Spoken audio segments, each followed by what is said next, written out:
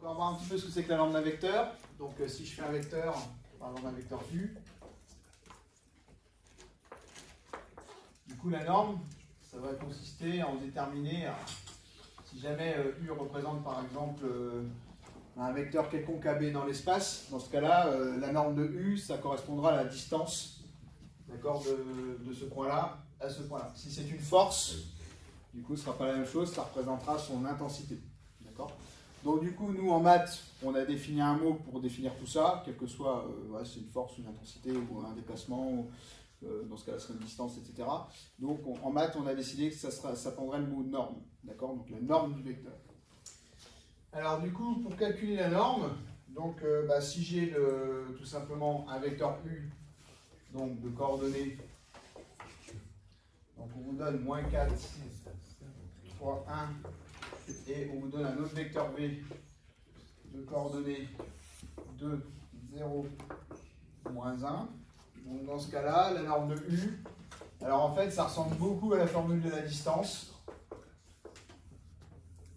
Parce qu'on va prendre simplement la première coordonnée du vecteur, on va bien le mettre au carré en mettant une parenthèse si c'est un nombre négatif, comme là.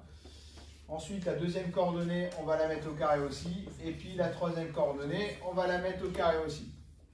Donc ça va faire donc racine donc, de 16 plus 9 plus 1. Donc finalement, donc la norme de U, donc ça va faire du coup racine de 26.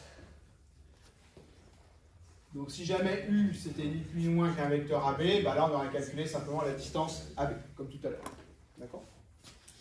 Alors pour la norme de V, ça va être la même chose. Donc la norme de V, donc pareil, ça va être grande racine, donc 2 au carré plus 0 au carré plus moins 1 au carré. Donc du coup, donc ça va faire du coup racine de 4 plus 1. Donc la norme de V, ça fait donc racine de 5.